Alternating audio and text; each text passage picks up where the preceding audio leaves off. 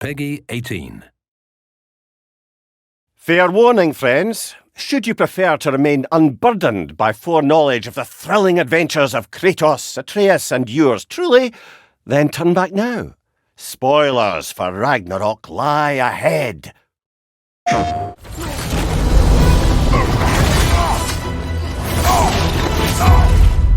A big part of the inspiration for this scene, at least the emotional through line of the scene, is it taps into some of the fears that we have as parents.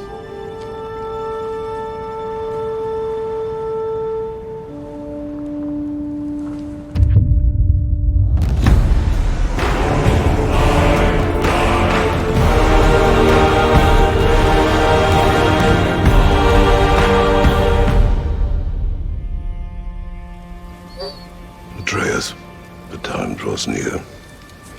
You must prepare yourself. For what? He's still eating. He wants to live. He is dying.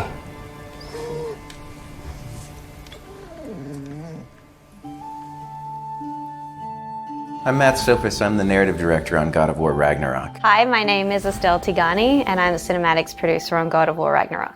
My name is Rona Velasquez. I am the animation director on God of War Ragnarök. Hi, my name is Erica Pinto, and I'm the lead narrative animator on God of War Ragnarok. It's my job to work with a cross-disciplinary group of really talented people to set the course, try to keep it on track, and then get out of the way to let people be great at their jobs. The pipeline for a cinematic starts with the script phase. The writers on the narrative team will collaborate together and complete the script for a cinematic, and it will get reviewed by our game director, Eric Williams, before getting passed over to the cinematics team. My job on the cinematics team is to help guide the cinematics through the pipeline, track the tasks, make sure everything is on schedule and on time. I work very closely with many departments, including our visual arts service group and our cinematic arts group, and we work closely with them to develop the staging, the previs of our cinematics, and we go to the mocap shoots. My role in God of War Ragnarök was to oversee all the animation direction across the entirety of the game. It was definitely a big challenge because this is one of the most ambitious games that we were done at the studio for sure.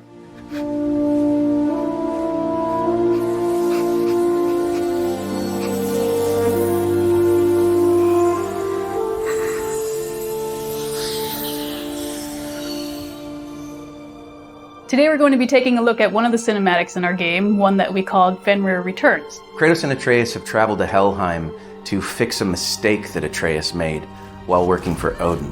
He ended up freeing Garm, the Hound of Hell. It led to a massive fight, and they ended up having to put Garm down. But they didn't do it in the conventional way that you'd expect from God of War. They didn't just kill Garm. Atreus ended up using a soul that was trapped in his knife. Please work, please work, please work! I'm sorry! We opted not to go with storyboards most of the time. The reason why is we have a no-cut camera. Storyboards are really good at showing between each cut, close, far away, but the hard work is mostly in how that no-cut camera is going to move around the scene. So instead we opt for Scene Bible or our pre-visualization phase. On the last project, we discovered that previs was easiest to do when we were all together, able to shoot live action reference or get into mocap suits and shoot on stage. During COVID, we were all stuck at home. What we ended up doing was going back to more traditional previs where we would work directly in Maya. It took a lot more iteration and experimentation to make sure we got the timing where we thought it would be realistic when we got to the stage. One of the big moments in this scene is to see what happens to Garm, and we encounter him inside this cave. And the way that it's been set up, the lighting, the mood, the way that the camera is kind of creeping behind Atreus as he's creeping up on Fenrir is meant to communicate this sense of uneasiness and uncertainty about how this is going to go. You're okay. As Atreus approaches the cave, he's really hoping that the soul that Angerboda told him was in his knife was Fenrir's. He didn't know for sure. Sorry I hurt you. It's over now. I promise.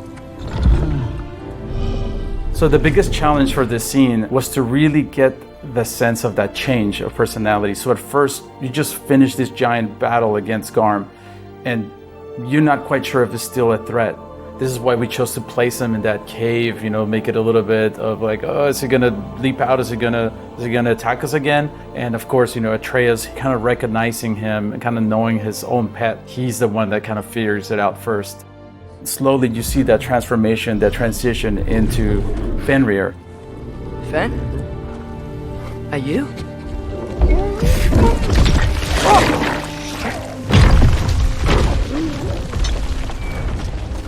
Some of the aspects we really wanted to get right with the scene was selling that tension leading into kind of this relief and joy, seeing that Atreus's gamble paid off. Good boy. So to bring Fenrir to life, there was a lot of research that went into it. Starting all the way back in 2018, we paid a visit to the Wolf Connection, which is a place where you can interact directly with actual wolves. We got a lot of footage of this and also learned a lot about actual wolf behavior, how it differs from dogs. For instance, when you approach a wolf, you're actually supposed to bring your hands underneath the wolf's head. Because Fenrir was more like a pet, we ended up not actually doing the underhanded approach. Yeah. I missed you too. Didn't know if that would work. Where Atreus can tell that it's Fenrir when he comes out of the cave. This is the stretch of the scene where Kratos is realizing it himself. We did it! Working with the actors on stage, obviously we didn't have a giant 20-foot wolf. So what we had to do is we had to have the actors interact with a puppet. In this case, we actually had two puppeteers. We had someone holding a giant pad on a pole to represent kind of the scale of the dog that the actors could go up and work with. But for the camera view, we had this little virtual prop that could show on the screen the giant wolf, and then we would tilt it, and then the camera operator could see where is the giant wolf. My favorite bit of this part of the scene is, of course, Kratos just simply saying, sit. And then immediately sits down with no hesitation. Even the camera is getting into the action. You hear the audio of the big kaboom, like a little earthquake. The camera and the staging was able to really capture them as a family unit. Tilting upwards to show such a large creature, but also keeping that focus on these two characters that are having a very intimate conversation between Kratos and Atreus. I think this is a really important moment because you've got that dog in the background that's kind of offsetting this more serious conversation. If you look, you'll see that Fenrir is just kind of like ping-ponging between them, which animals do. Leading up to this moment, Kratos and Atreus have had a lot of tension where Kratos is trying to kind of hold on to Atreus, and Atreus needs to break away and form his own identity. How is this possible? It's giant magic.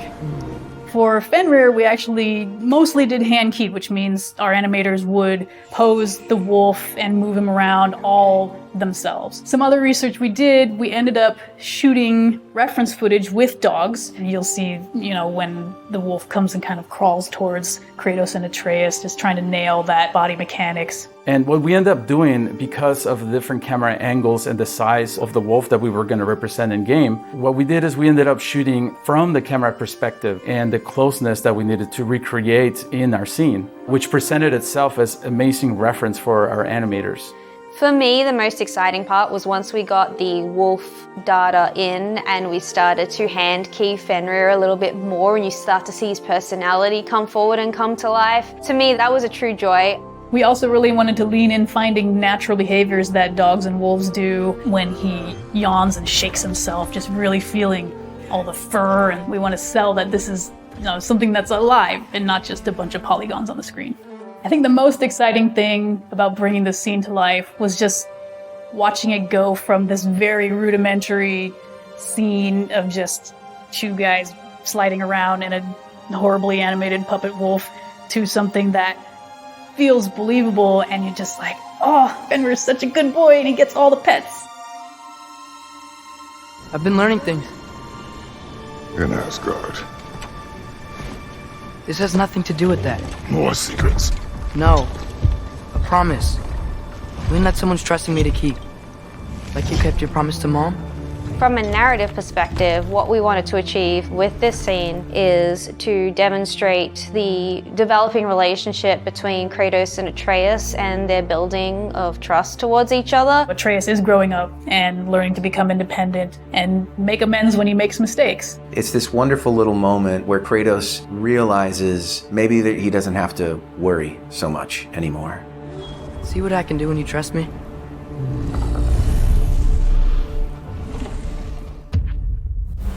Thank you for joining us as we broke down Fenrir Returns, one of many, many cinematics in God of War Ragnarök.